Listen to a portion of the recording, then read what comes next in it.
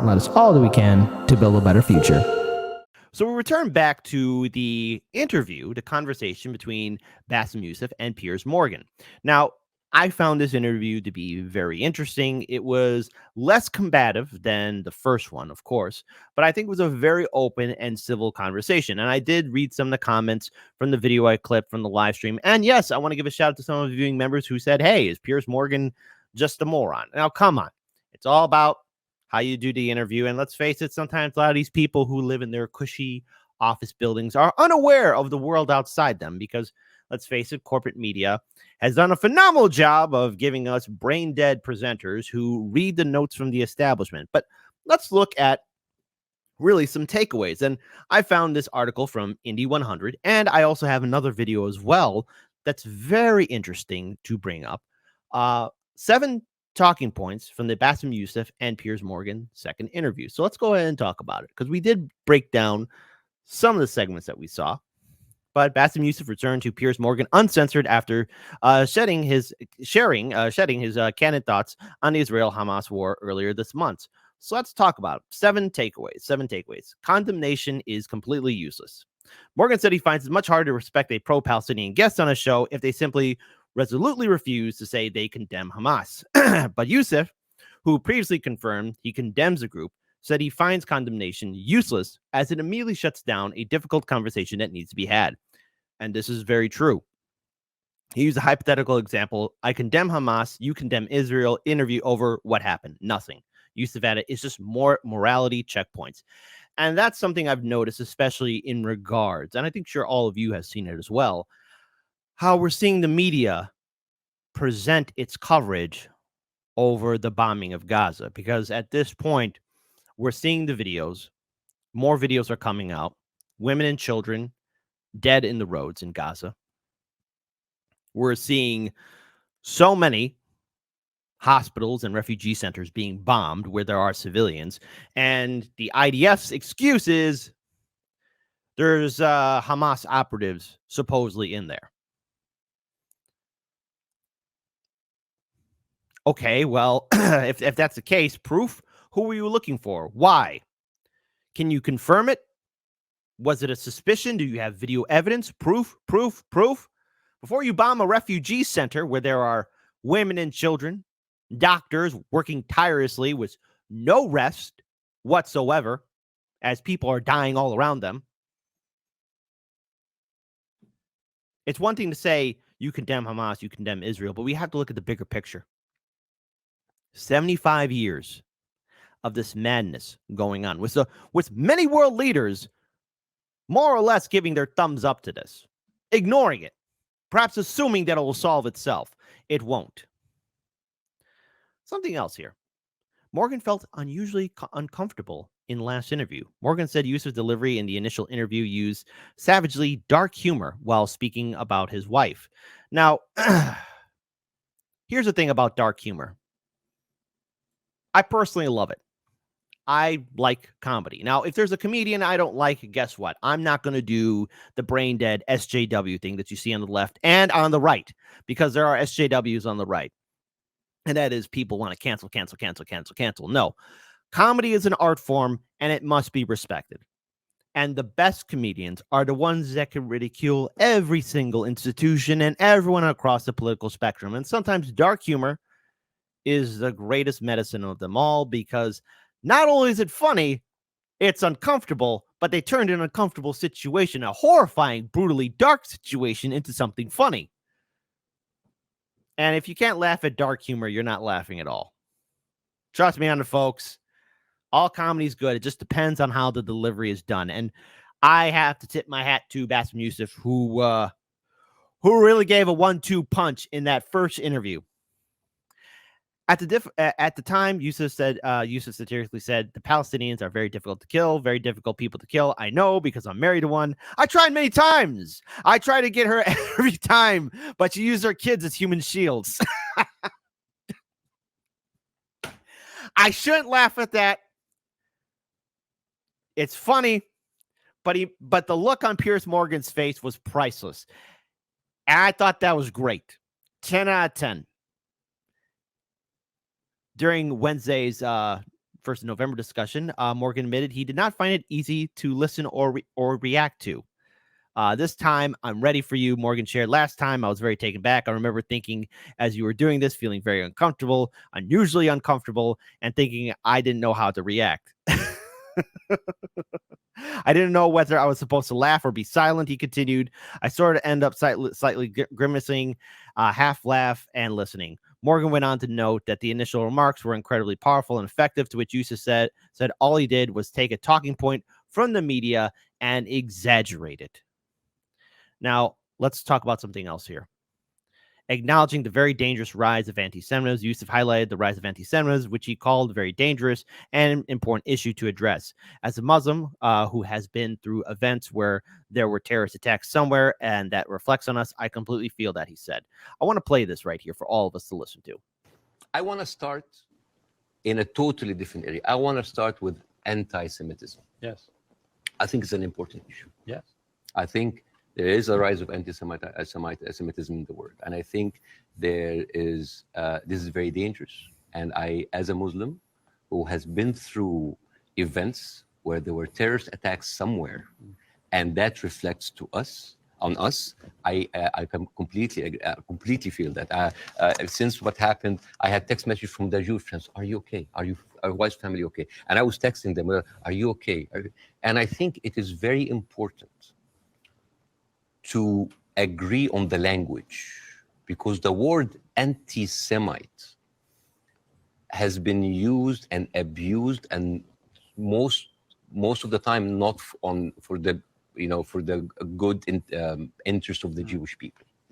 Because the first 2 days of the coverage, I watched the news, and there was a lot of protest that was led by Jewish Voice for Peace. And they were led by people who opposed the Israeli attack on the civilians.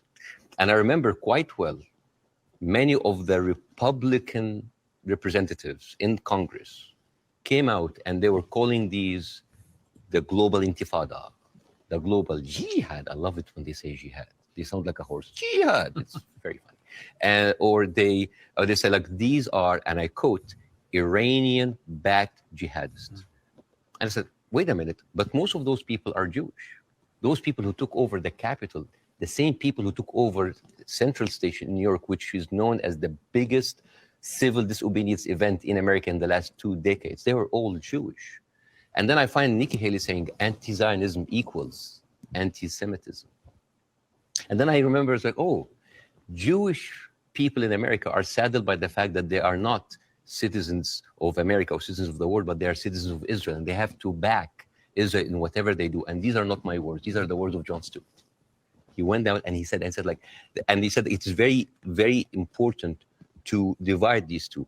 And what is very, very interesting. Would you compare that on that specific point to the way that people try and say all Palestinians are responsible and accountable for what Hamas do? Yes, yeah. In other words, I think you can be very critical of Israeli government and their policies and Benjamin Netanyahu and the politicians, but that doesn't mean that you have to take that criticism to innocent Israelis who may have exactly the same criticism themselves. And this is why it is very important to have these kind of discussions, because the saddest thing that I saw is the people that were in so much support of Israel are anti-Semite themselves. So I wanted to play that video in its full entirety because it's important for us to separate Zionism and being anti-Zionist and being anti-Semitic, okay? All those protesters in New York City and across the world, especially the ones in New York City, they were for Jewish Voices for Peace. And they were condemning and being critical of the apartheid government in Israel and the bombing of civilians in Gaza. And when we witness something like this taking place, when we witness people speaking out, it's important for us to hear their voices. It's important for us to hear their perspective, because the actions of Israel right now are only going to lead to further conflicts down the road. it is impossible to have a conversation saying, "Oh, now that Israel's shown its power, nothing will ever happen again." Bombing hospitals, bombing schools, bombing refugee centers, bombing communities for supposed information that somebody from Hamas is there. How do you know? Do you have proof, evidence? This is an open air prison and people are being targeted. We have all seen the images on social media. We can't play them here on YouTube. We play them here on YouTube. You know what's going to happen. Immediately removed. But they're being posted all over social media. We see it. We see the civilians. We see the innocent people being bombed. And so when we see Jewish Voices for Peace condemning it, and then what does Fox News do? What does those who are associated with the AIPAC and other lobby groups associated with Israel? They're calling them anti-Semitic. How? The actions of the apartheid government in Israel need to be condemned, need to be called out, because all it's going to do is add more fuel for Hamas to call for, hey, see, we have to have unending war. And it looks like what we're heading towards, unending forever war. This entire maddening system of revenge, the cycle of revenge and hate has to be broken. There will be no victory. I want to pull this up here. A McDonald's. Ugh. Listen, folks, if you haven't done so already, get McDonald's out of your diet, and to the free world, to everyone, from all the nations in Europe to Russia. Yes, Putin. Hello, how you doing? To everyone across the world. The United States is sorry for giving you McDonald's, okay? That crazy clown has been poisoning us for years. Youssef used satire to touch on McDonald's Israel donating meals to defense forces. Ugh. McDonald's is giving free meals to the Israelis because nothing will make you feel better after killing a bunch of Palestinian kids than a Happy Meal. The delivery of the joke, perfect. Dark humor. It takes a certain soul to understand it. Here, let's go ahead and play this video. And McDonald's are giving free meals to the Israeli because, like, nothing will make you feel better after killing a bunch of Palestinian kids than a Happy Meal. You know? And of course, a whole culture is being canceled. Youssef told them about the history of Palestine before and during the 1948 Nakba, which saw the mass displacement of and disposition of Palestinians. Morgan, who had been previously vocal about his anti-cancel culture stance, was then candidly told by Youssef, "You are someone who has always spoken against cancel culture. Right now, a whole culture is being canceled." Questions about journalism integrity. Fantastic point here. Let's talk about this. For me, as a viewer, if a conflict that has been there for 75 years and the media with all of this technology has been covering it, and we don't know what's happening, it's complicated, it's very complex, that is a failure of the media apparatus. That is the failure of themselves and for the audience, because why every time something happens, it seems like it is happening from point zero. Later in the chat, Youssef asked a question about credibility when journalists are given information by authorities whom he accused of having a long history of lying. Hey, everyone. No matter where you stand on the political spectrum, be it left or right, Democrat or Republican, libertarian or green, independent or socialist, no matter what generation you're part of, boomers, Gen Xers, millennials, Gen Z, no matter who you worship or the color of your skin, sit down for a minute. Come on, look me in the eye. Corporate media would never lie to us, would they? Hey, I want to be so inclusive. I want to have democracy in the chat, and everyone can participate. Has the media, corporate media, ever lied to us? Type 1 for Kit. The media is a responsible institution here in America. And all the people that you mentioned, the generations, no matter their skin tone or religion or political affiliation, know that they can trust the media. Type 1 if you can trust the media and that you know it. That you trust them with all their hearts. They would never, ever, forever never lie to us. Type 2, my goodness, Kit, I think you might have united the country For the first time in a long time, the media has lied to us, buddy. I think you figured it out. You big brain genius, you. Write that book. Write that book, buddy. I'll be the first one to buy it and share it with my neighbors. The media would never lie to us. They would never lie to us.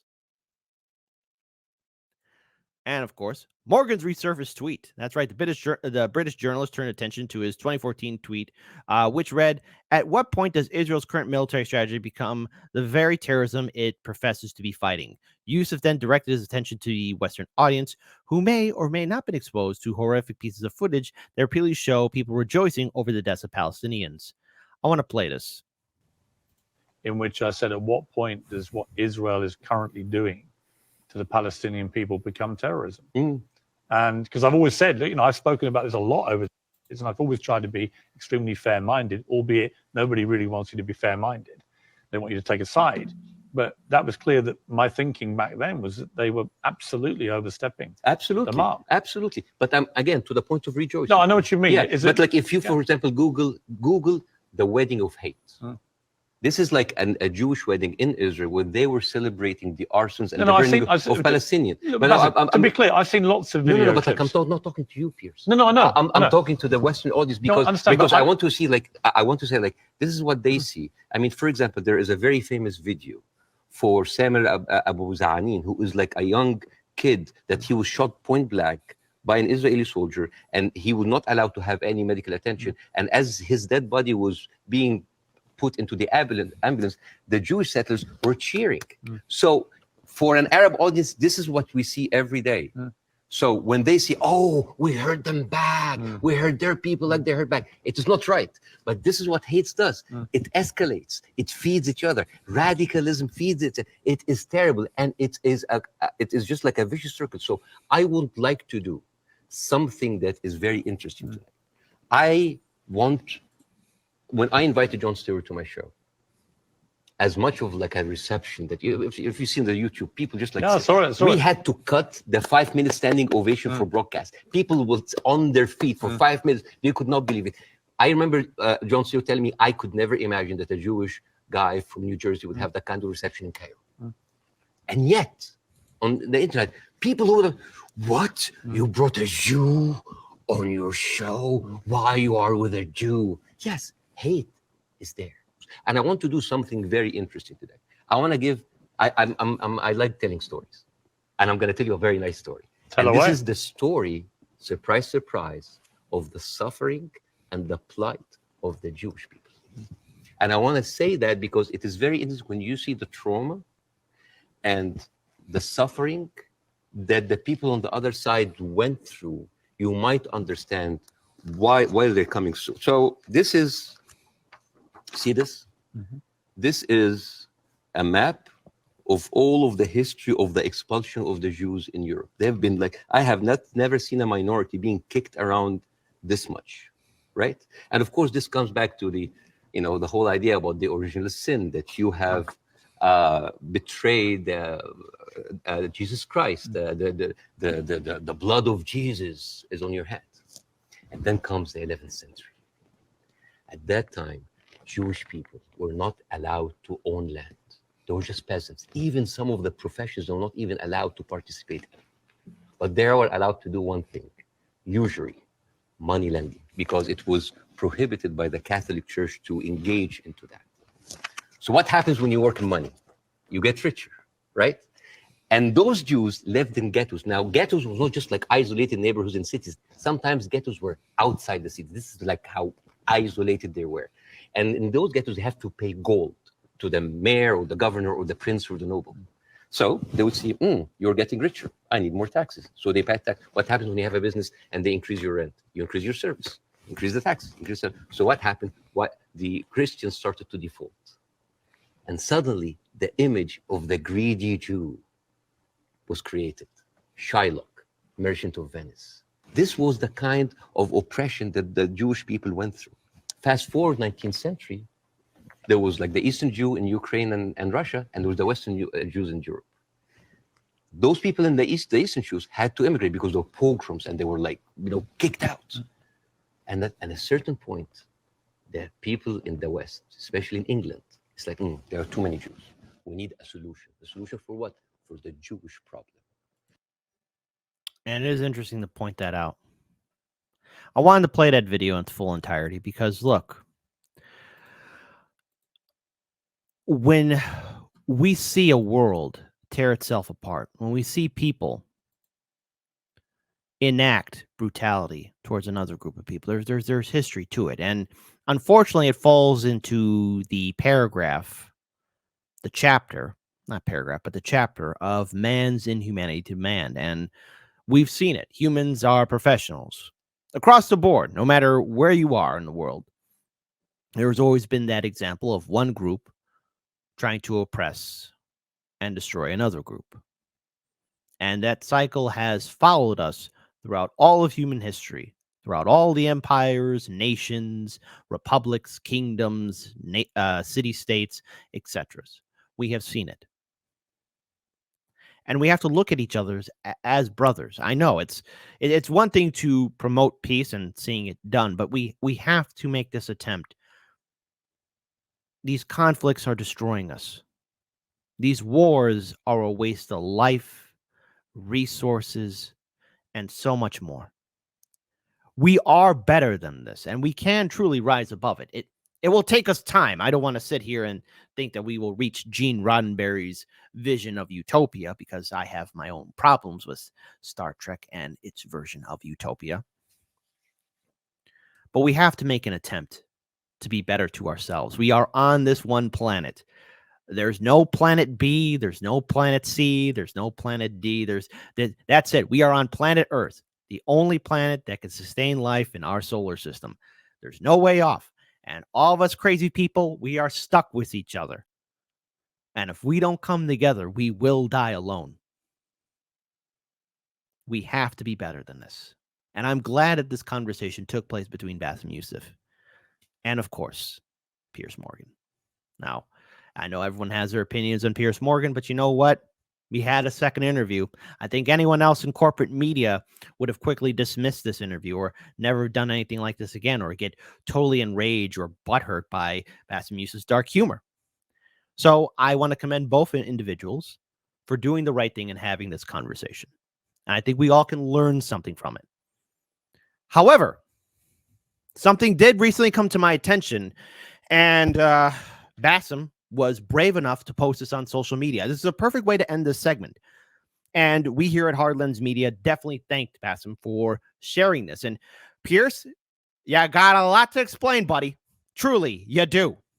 You have a lot to explain, because this unseen footage from the first interview really says a lot. And, I'm going to share it with all of you.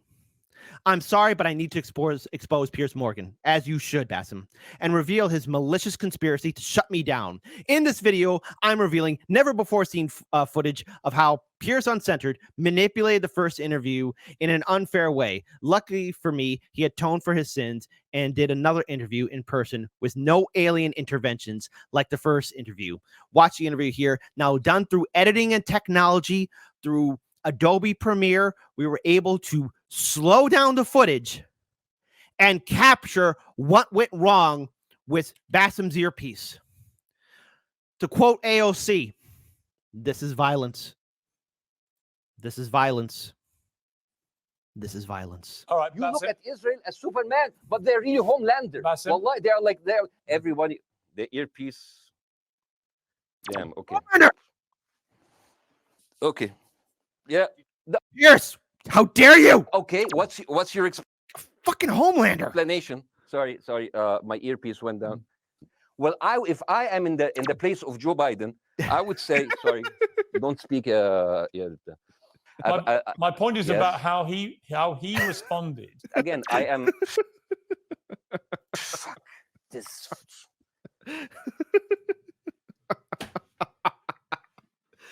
Great way to end this segment. But I'm glad these two had another conversation. And I hope we all can learn something from this. And eventually, maybe, someday, peace in our time. It just won't happen tomorrow. But I don't know. Wouldn't that be great? No unnecessary wars.